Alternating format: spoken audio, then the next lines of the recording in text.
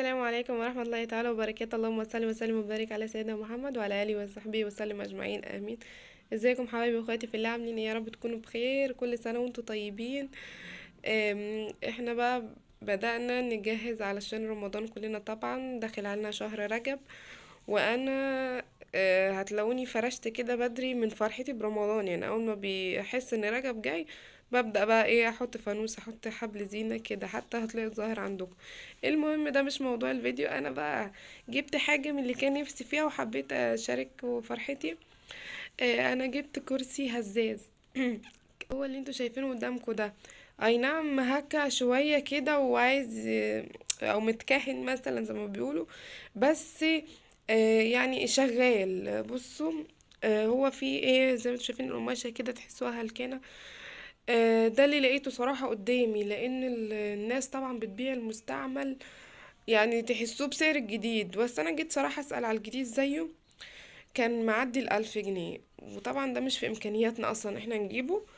فانا قعدت اشوف على حد يكون قريب مني من نفس محافظتي، يعني حتى اللي بيعي الجديد شوية وبحالته، يعني مثلا ب500 جنيه، مش يستعملوه بس مركون مثلا، بعيد، فهضطر اشحن ب100 200 كمان 700 جنيه. انا كان اخري في الموضوع اصلا 400 جنيه. فقعدت ادور على حد يكون جنبي في نفس البلد وكده، لحد ما لقيت حد عرضه قالت بحالة كويسة. فبعد ما روحت وكده بصيت لقيته بالشكل ده. صراحة يعني انا قلت انا خلاص روحت ودخلت بيت الناس وكده، اتحركت، فقلت هاخده مش مهم. كانت عرضاه على 400 وقالت اخره 300، فاحنا حاولنا ننزل فيه شوية. قالوا والله ده اخره مش اخره. المهم يعني كان عندهم تروسيكل، فقالوا ايه هيودونا لحد البيت. البيت كان مش مكمل 5 دقايق، كان جنبهم، يعني دي حاجة كويسة. بتروسيكل ووداهولنا لحد ايه البيت. كان لما روحنا بقى اكتشفنا في حاجات، طبعا الواحد بيبقى في بيوت الناس مكسوف برضو يعني يكون على راحته.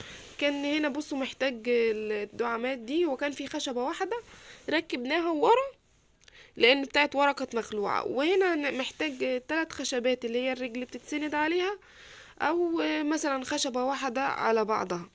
فاحنا هنعمل كده او كده. وبرضو القماشة بصوا زي ما انتم شايفين، يعني هلكانة ومتبهدلة، ده يمكن علشان بس الموبايل والاضواء والفلاتر وكده، ومش مش مبينة البهدلة بتاعت الكرسي. فهو يعني اهو 300 جنيه، هو يعتبر ب 300 جنيه، فنوعا ما كويس بالنسبة للي شفناه وبالنسبة لفلوسنا احنا. انا عندي حتة قماشة وعندي الدباسة، هنجد انا وعلبة بوية مثلا ولا اي حاجة، وهنحاول نجدده يعني ان شاء الله. بس هو يعني بيهز هو شغال اهو. فانا هنا قلت بقى احطه في الركنة هنا دلوقتي، اوضة الضيوف، بما اننا بقى هجرناها وكده، فقلت احطه فيها. وحطيت مثلا عليها الخداديتين دول كده ديكور. ولما بعوز مثلا اجي مثلا اروق اعصابي ولا كده، انا جايبه مثلا حبيت اقعد اهدى شويه، اقرا كتاب، اقعد على الموبايل شويه، اكلم حد مثلا. فانا ايه يعني الكرسي برضو للاسترخاء وكده. حاجه برضو من ضمن الحاجات اللي نفسي اجيبها المرجحه بتاعت عش العصفور، وان شاء الله هجيبها.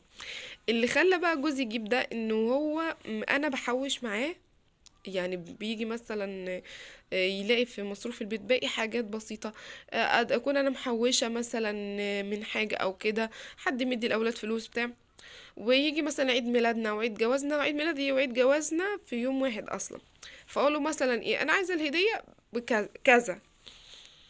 يعني مثلا قعدنا 3 سنين على ما جاب لي هدية الفريزر، كان عيد ميلادنا وعيد جوازنا كده، مبلغ برضه. فانا بقى ايه قلت له انا عايزه المره دي الكرسي. قلت له اخره 300 جنيه يعني ان شاء الله. وجبنا ايه الكرسي الحمد لله. التجديد ده بقى قلنا على مهلنا، مش يعني هي الخشبه دي مثلا عشان وانت قاعدين كده واحنا قاعدين نحط رجلينا عليها كده، يعني نسند رجلينا، لكن مش مهم. سهل امرها يعني. لكن هو بصوا زي ما انتم شايفين كده، هو بيهز عادي ومش في اي حاجه.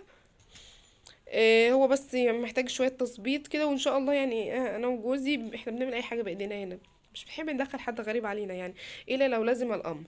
نحب نوفر على نفسنا، يعني اللي هنجيب مثلا واحد يعمله حاجة بسيطة دقدقة بتاع، ما نعملها احنا في البيت يعني، خصوصا والظروف اليومين دول. فاحنا جبنا الكرسي، وقلت بقى ايه، خليه واحد حابب بقى بعد كده ان شاء الله بعد ما الولاد يكبروا شويه اقرا كتاب بتاع. المرجحه بقى انا عايزه اجيبها ليه؟ علشان ولادي برضو، مش علشاني انا لوحدي، علشان مش شارع في الظروف دي الواحد ما بيعرفش ينزل ولا يتفسح كتير، فانا اقعدهم عليها يلعبوا عليها سوا كده. انما الكرسي ككرسي ليا انا يعني، انا وجوزي، قرايه، استرخاء، تأمل، يعني عرفنا نتأمل يعني في جو الأولاد والأطفال هنا. اهو، بصوا مش عارفة، هو حلو بس الخربوشة والحاجات اللي فيه دي يعني، زي ما قلت لكم الناس بتبيع المستعمل دلوقتي بسعر الغالي.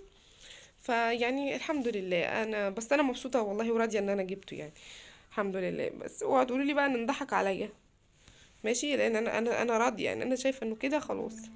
لان في يعني حد لما قلت له استغلاه وكده، ايه 300 جنيه ليه، مش عارف ايه. فما بحبش التقطيم ده، الحاجة جت وخلاص، فمش عايزة كلام. اللون بقى محتارة يا جماعة اعمله لون ايه، يعني انا مش عايزة لون بني صراحة، لان انا عندي الشقة فيها الوان بني كتير، انا عايزة اعمله حاجة يعني ايه، موضة لون جديد، فاقترحوا كده عليا الوان جديدة كده اعمله. انا مش حابة البني، وانا عندي بنيات كتير، وصراحة اكتشفت بعد ما اتجوزت، انا عندي هنا مثلا اوضة الركن اهي، اللون هو حلو وكل حاجة ماشي، بس عندي وهي وبره الصالة بني، بني في دهبي يعني.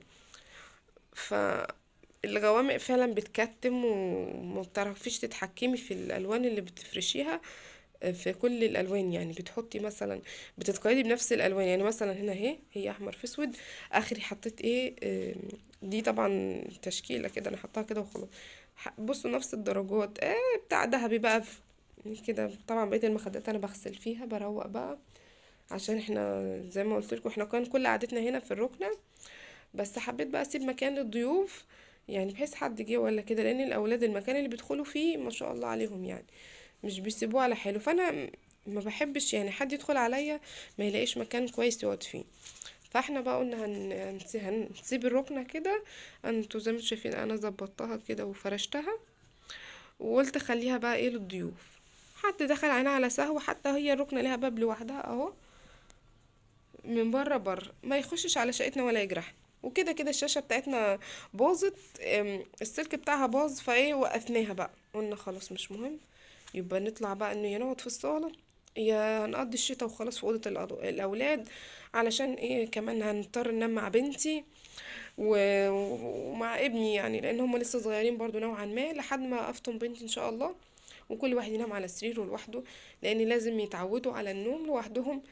لان قدام عيني كده في اطفال شحوطه كده ويتحشروا كده وسط باباهم ومامتهم على السرير، طبعا عيب.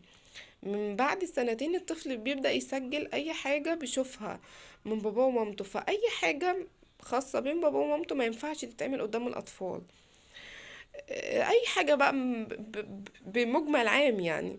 فلازم ان شاء الله بعد السنتين، يعني انا فاضلي سنه كده كمان وشويه يكون فطمت بنتي. انا بفطم اولادي على السنتين كاملين يعني، بديهم حقهم عشان ما تسألش عليهم، على السنة وشوية كده ما نكون فطمتها، يعني بعد ما تتم سنتين، انا بقالي سنة وشوية اكون فطمتها. عفوا. واكون ايه، آه رحنا بقى اوضتنا احنا، واسيبهم هما في اوضتهم. احنا عندنا شاشة الكمبيوتر بتاعتهم، الشاشة فيها امكانية ان انت تشغليها تلفزيون، فاحنا هنشغلها بقى ونقعد ايه عليها، نقضي الشتا جوه اوضتهم، تبقى دافية يعني، تبقى في الناحية بتاعت اللي فيها الشمس اكتر، فهنقضي الشتا فيها ان شاء الله. المهم يعني انا مش عايزة اطول عليكم، بس حبيت اوريكم الكرسي. والكرسي ده من نوع اللي هو الترس بتاع المركب ده، برضو انا بحبه اهو. بصوا ده شكله اهو، طبعا عايز يتلمع ويتمسح ويتنضف، وشايفين برضو متكهن برضو بالدبابيس وحاجات زي كده، وهي بتقول ده هي مجدده له قماش مش عارفه بكام، ويعني بس القماش هلكان يا جماعه، بتقول احنا بايعينه عشان مش بنستخدمه. انا عايزه اوريكم، بصوا بصوا البهدله والهلكان، والمفروض ان هي نضفت، بصوا المفروض انها نضفتهولي كمان يعني، غسلاه ومنضفاه عشان انا اجي اخده. ما والله يا جماعه انا ما بهدلتوش، هو اللي زي ما هو كده من ساعه اهو. فانا قلت مش مهم، يلا على قد فلوسنا برضو الحمد لله. بصوا بصوا من هنا اهو.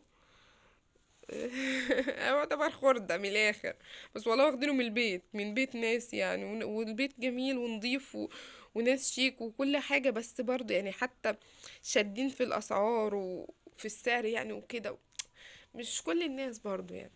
بس الحمد لله انا راضية، راضية جدا، راضية تمام الرضا. انا الحمد لله يعني. كل ما برضى اكتر كل ما ربنا بيديني اكتر الحمد لله. اهو دي الخشبه اللي ورا السناده بتاعته، ودي الخشبه اهي اللي انا مركزه عليها. دي اللي كانت واحده بس قدام، فانا شلتها حطيتها ورا، وقلنا قدام يبقى كله على بعض، لان هو متخلع منه كده 3 خشبات، فقلنا خليهم كلهم قدام مره واحده. وانا عندي الدباسه كنت شارياها، دباسه الحاجات اللي هي الخشب والحاجات دي، تنفع جدا يا جماعه في البيت، هبقى اوريها لكم. جميلة جدا والله بجد يعني. انا حطيته بركنه هنا في جنب. طبعا الفانوس ده بقى من السنة اللي فاتت تقريبا كده، مبحبش اشيله. بصوا لما بعوز بقى اقعد بعيد عن الولاد وهما نايمين ولا كده الصبح، اروح قاعدة هنا، لان هو ده افضل وقت ممكن يكون ابني في الحضانة وبنتي نايمة. ده لو ما حسيتش بينا ان احنا قمنا من جنبها. لو حست بينا بقى لا اجاركم والله ما بعرفش اعمل حاجة والله يا جماعة. يعني ادعولي بقى ربنا يعيني على اللي انا فيه. وان شاء الله هبدأ معاكم بقى سلسلة تجديدات في الشقة. عايزين نجدد ايه حاجة حاجة. يعني انا في، بصوا هنا كده، انا كنت داخلة عشان الشقة بقى مني للسقف، فقلت اركب مروحة في الأوضة دي بالذات، لانها كانت اكتر أوضة فيها حر. فان شاء الله هنشيل ده كله بقى ونجدد. بس الالوان صراحة انا شقتي لسه يعتبر نضيفة، بصوا مش فيه بهدلة ولا شخابيط ولا اي حاجة. بس يعني الدهان لسه نضيف اصلا، لان جوزي كان مسافر واحنا مش يعني مش قعدنا فيها وبهدلنا فيها كتير، كنت قاعدة عند مامتي وكده. فانا الدهان لسه، فعشان اغير الدهان ده بقى قلت على مثلا ايه 5 6 سنين كده قدام لسه يكونوا الولاد كبروا. وهو مش هقول لكم هم مش بيشخبطوا دلوقتي، بيشخبطوا في اماكن تانية، بس بخليهم يمسحوا على طول اول باول عقاب لي. خلصوا شخبطه وفهموا وعقلوا، واغير بقى في الالوان ونشوف اللون اللي هيطلع موضه ساعتها. لان بصوا يعني انا الدهان لسه جديد وكل حاجه لسه جديده، فصعبان عليا. حتى مش شقق مثلا، ولا بوظ ولا خربش ولا فقع ولا عمل حاجه. كل حاجه زي ما هي جديده يعني. انا لو قمت مثلا اسيب الشقه، هيجي عريس ولا كده لو حب يسكن فيها حلوه مش فيها اي حاجه يعني، من النوع اللي بيحافظ على شقته يعني، على حاجته قصدي. فالشقة بتاعتي حلوة تنفع لعريس او كده. فاحنا ان شاء الله هنبدأ نجدد في الشقة حاجة حاجة. وهبدأ من ركنة معاكم، هبوريكم فيديو خاص بقى. هنبدأ من ايه من اول الركنة هنا، عشان هي اقل حاجة محتاجة تجديدات اصلا. فان شاء الله الفيديو الجاي هتلاقوني بتكلم عن عن تجديدات الركنة دي. ازازة بصوا انا حبيت لونها عشان شبه الركنة. بصوا في الوان الركنة.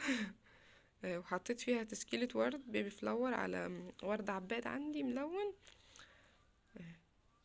ده بقى اللي انا بقولكوا عليه، ان الالوان ما بتعرفوش تحطوا فيها حاجة، بتتقيدوا بالوانها يعني. انا عشان انطق شوية حطيت المفرش الابيض الفرو ده، وبرضو الوان ايه شبه الركنة كده.